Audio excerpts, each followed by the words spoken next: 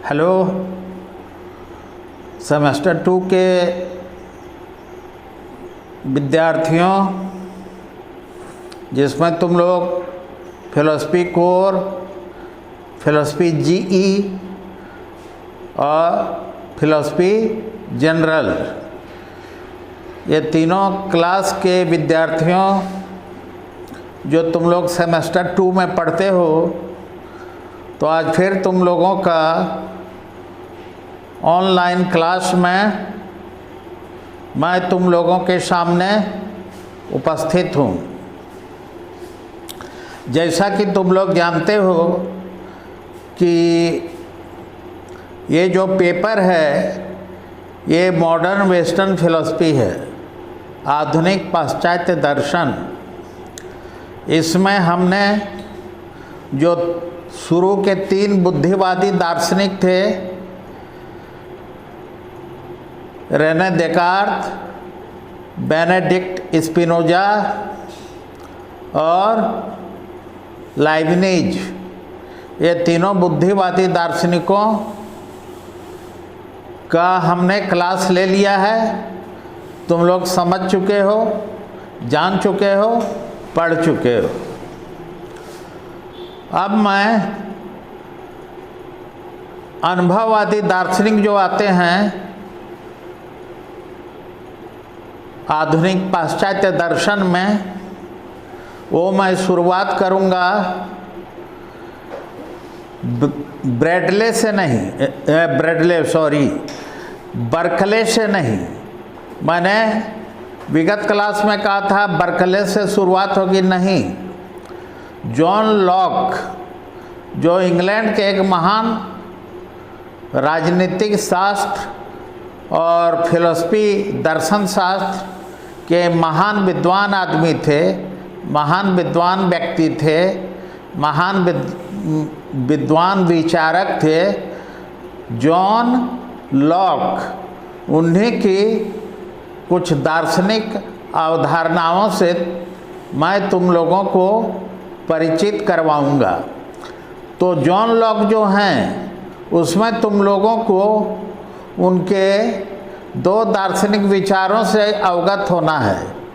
एक तो है जॉन लॉक का प्राइमरी एंड सेकेंडरी क्वालिटीज, प्राथमिक और गौण गुण की अवधारणा।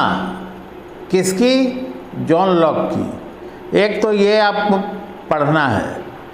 इसमें और एक पढ़ना है आपको कि जॉन लॉक ने जन्मजात प्रत्यय का खंडन किस प्रकार किया है, कैसे किया है, क्या प्रूफ देके जन्मजात प्रत्यय को उन्होंने नेस्तनाबूद किया है, उसके अस्तित्व को ही खत्म कर दिया है। किसकी? जन्मजात प्रत्यय। Refutation of innate ideas according to John Locke. तो आज की पहली जो क्लास है, ऑनलाइन क्लास है, जॉन लॉक से रिलेटेड, उसमें मैं तुम लोगों को जॉन लॉक की प्राइमरी और सेकेंडरी क्वालिटी जो है उस पर मैं चर्चा करूंगा। जॉन लॉक के प्राथमिक और गौण गुण। लॉक के अनुसार द्रव्य जो है क्या है? अब मैं लॉक से स्टार्ट करूंगा, न मैं डेकार्ट से करूंगा, न स्पिनोजा से करूंगा, न लाइबनिज से करूंगा। कहाँ से करूंगा? जॉन लॉक से। तो लॉक के अनुसार द्रव्य क्या है, सब्सटेंस क्या है? वह एक ऐसी शक्ति है जिसके कारण द्रव्य अपनी आत्मा में विज्ञान उत्पन्न करता है। विज्ञान यानी आइडियाज उत्पन्न करता है, विचार उत्पन्न करता है, प्रत्यय उत्पन्न करता है। तो यही गुण कहलाती है। द्रव्य वह शक्ति है जो अपनी आत्मा में विज्ञान या प्रत्ययों को उत्पन्न करता है। यही विज्ञान या प्रत्यय जिसको वह उत्पन्न करता है, वही गुण कहलाता है। हमारा हमारे इंद्रियों का किससे संपर्क होता है? लोग कहते हैं हमारी इंद्रियों का संपर्क द्रव्य से नहीं होता है, वस्तु से नहीं होता है, हमारी इंद्रियों का संपर्क गुण से होता है। लोक ने गुणों का आश्रय को ही द्रव्य कहा है। गुणों का प्रत्यक्ष ज्ञान ही हमें होता है, द्रव्य या किसी वस्तु का हमें प्रत्यक्ष ज्ञान नहीं होता है।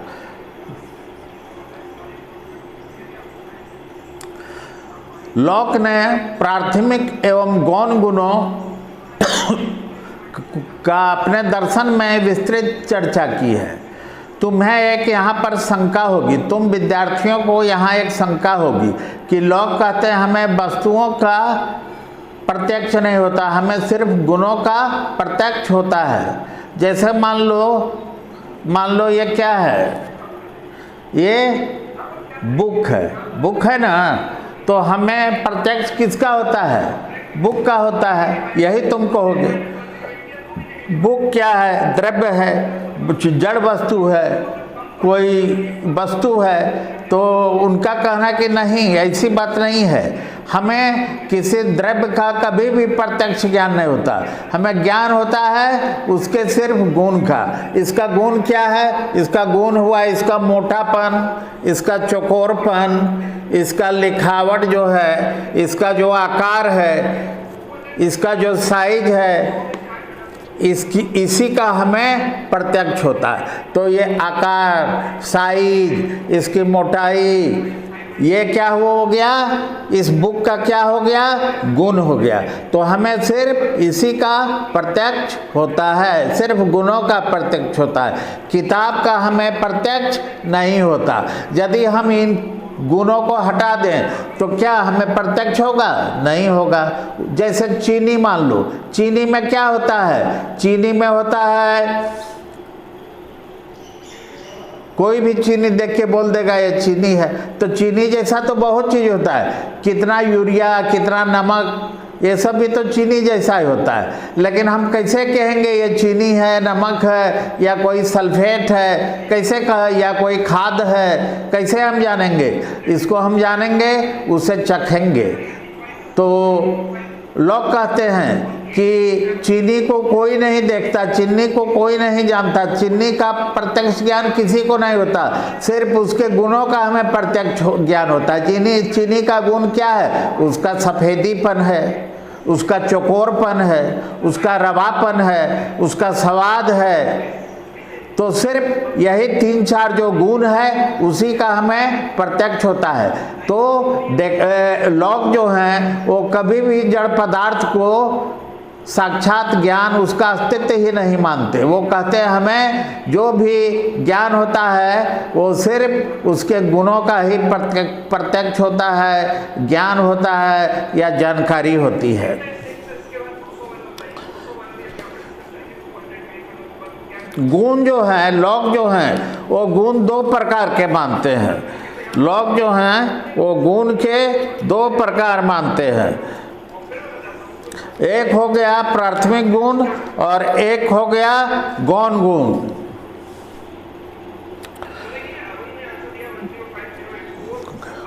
लोक ने अपने ज्ञान मीमांसा में बतलाया है कि हमारा ज्ञान क्या है। अब इससे हमने क्या जाना कि ज्ञान जो है वो हमारा विज्ञान से बनता है। विज्ञान यानी प्रत्यय, आइडिया। ज्ञान जो है वो सिर्फ प्रत्ययों से बनता है।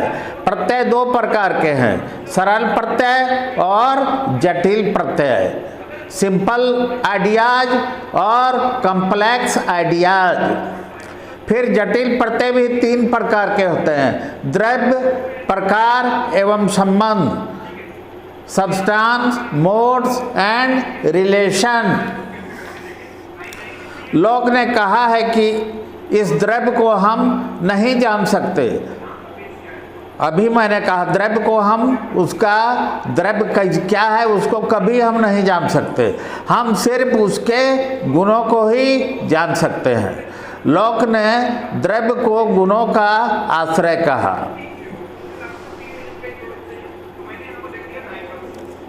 गुणों के कारण ही हम उन गुणों के आधारभूत जो द्रव्य है उसको हम अनुमान करके जान लेते हैं। इस तरह हमें द्रव्य का कभी भी साक्षात ज्ञान नहीं होता। साक्षात ज्ञान हमें सिर्फ द्रव्य के गुणों का ही होता है।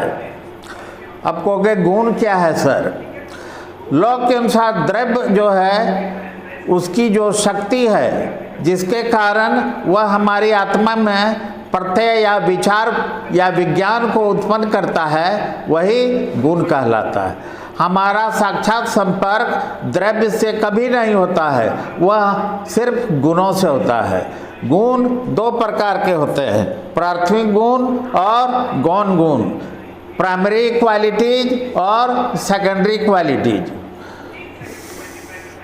प्राथमिक गुण वे गुण हैं जो वस्तुतः द्रव्य या भौतिक पदार्थ में ही पाए जाते हैं और जो हमारी आत्मा में अपने अनुरूप प्रत्यय को उत्पन्न करते हैं।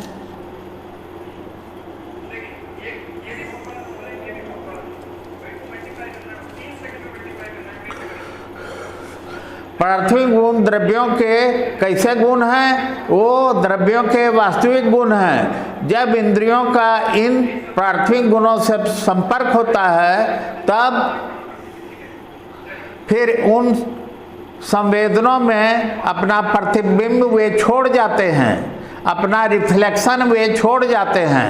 यही प्रतिबिंब या रिफ्लेक्शन प्रत्यय कहलाते हैं। प्राथमिक गुण के प्रकार, प्राथमिक गुण माने गए हैं कितने प्रकार के? 6 प्रकार के प्राथमिक गुण में माने गए हैं। घनत्व यानी सॉलिडिटी, विस्तार यानी एक्सटेंशन, आकार यानी शेप, गति यानी मोशन, विश्राम या स्थिति यानी रेस्ट, और संख्या नंबर। ये प्राथमिक गुण इसलिए हैं क्योंकि ये एक से अधिक इंद्रियों द्वारा प्राप्त होते हैं, फिर ये द्रव्यों में वस्तुतः विद्यमान भी रहते हैं। प्राथमिक गुणों के कार्य, फंक्शन ऑफ प्राइमरी क्वालिटीज। बोलो, प्राथमिक गुणों के प्रकार तो कितने हो गए? 6। कौन कौन? घनत्व 1, विस्तार 2, आकार 3, गति 4, विश्राम या स्थिति 5, संख्या 6। ये 6 जो हैं ये प्रकार हैं प्राथमिक गुणों की। अंग्रेजी में कहेंगे solidity, extension, shape, motion, rest और नंबर। ये प्राथमिक गुण इसलिए कहलाते हैं क्योंकि ये एक से अधिक इंद्रियों के द्वारा प्राप्त होते हैं, फिर ये द्रव्यों में ही वस्तुतः मौजूद रहते हैं, द्रव्यों में ही ये वस्तुतः विद्यमान रहते हैं। प्राथमिक गुणों के फंक्शन या कार्य, प्राथमिक गुणों का मुख्य कार्य है हमारी आत्मा में संवेदनों के माध्यम से अपने प्रतिबिंब के विज्ञान को उत्पन्न करना। एक प्रमुख कार्य है विज्ञान या प्रत्यय को उत्पन्न करना। प्राथमिक गुणों का दूसरा कार्य है आत्मा में गौण गुणों को उत्पन्न करना। तो मुख्यतः ये 2 गुण प्राथमिक, 2 कार्य प्राथमिक गुणों के माने गए हैं। तो ये तो हो गया लौक का प्राथमिक गुण, लौक का प्राइमरी क्वालिटीज। अब लौक का सेकेंडरी क्वालिटीज, लौक का गौण गुण। गौण गुण द्रव्य के वास्तविक गुण नहीं होते हैं क्योंकि ये भौतिक वस्तुओं में नहीं पाए जाते हैं।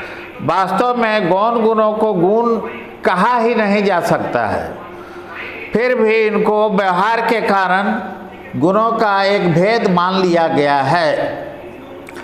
तो जैसा मैंने कहा कि गौण गुण जो हैं वो द्रव्य के वास्तविक गुण नहीं है, फिर भी इसे हम द्रव्य का एक गुण मानेंगे और प्राथमिक गुण नहीं। क्या नाम इसको कहेंगे? गौण गुण।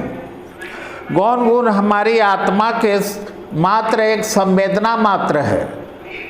प्राथमिक गुण इन संवेदनों को उत्पन्न करते हैं, इन सेंसेशन को उत्पन्न करते हैं। अतः प्राथमिक गुणों के बिना गौण गुण उत्पन्न हो ही नहीं सकते। तो गौण गुणों को अपने अस्तित्व के लिए प्राथमिक गुणों पर निर्भर रहना पड़ता है। माने कहने का मतलब ये है कि मुख्यतः जो गुण है, द्रव्य का जो गुण है वो वस्तुतः प्राथमिक गुण ही है। क्योंकि और भी कुछ छोटे मोटे गुण आ जाते हैं जिसे प्राथमिक गुण उत्पन्न करता है, तो उसे भी गुण के दायरे में लॉक ने लाखड़ा किया है और इसे एक नाम दे दिया गौण गुण, सेकेंडरी क्वालिटीज। जैसे इंद्रियों से कौन कौन इंद्रियां हैं? आँख, कान, नाक, जीभ, त्वचा, ये सब इंद्रियां हैं। ये इंद्रियां क्या है? ज्ञान प्राप्त करती है। तो ज्ञान डायरेक्ट क्या आँख तो वहाँ नहीं चली जाती है, कान नहीं चली जाती है ना, उसका जो सेंसेशन है, उसकी जो संवेदनाएं हैं, उसकी जो शक्तियां हैं, वो उस वस्तु से रिलेटेड होके उस वस्तु के अस्तित्व को संपादित करती है। जैसे आँख से हम दृष्टि, कान से श्रवण, नाक से गंध, त्वचा से स्पर्श और जीभ से तुमको रस, स्वाद। अच्छा, तो ये 5 तरह की जो है रूप, रस, गंध, स्पर्श और शब्द, ये शब्द कहाँ से? कान से।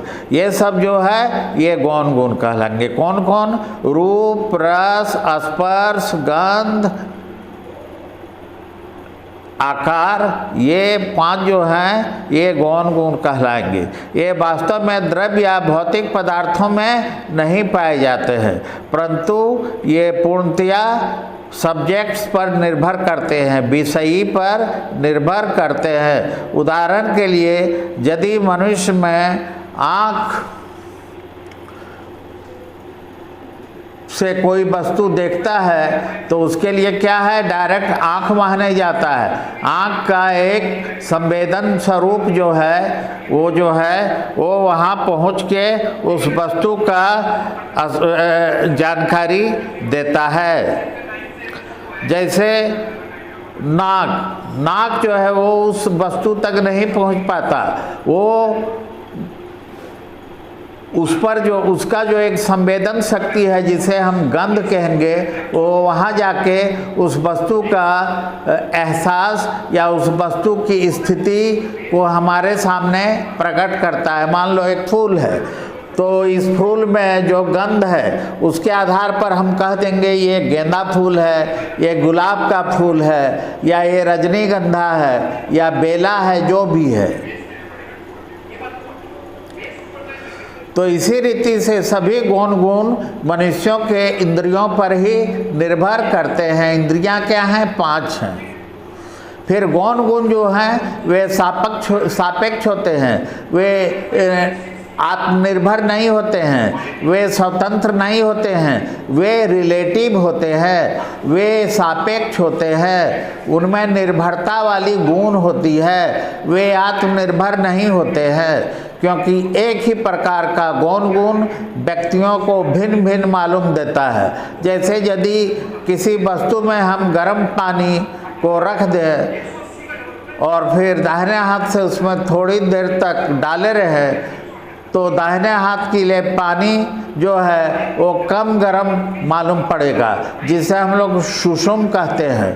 पर यदि हम एकाएक अपने बाएं हाथ को उसी पानी में डालें तो बायां हाथ मेरा ज़्यादा गर्मी का अनुभव करेगा, ज़्यादा उसको पानी गर्म लगेगा।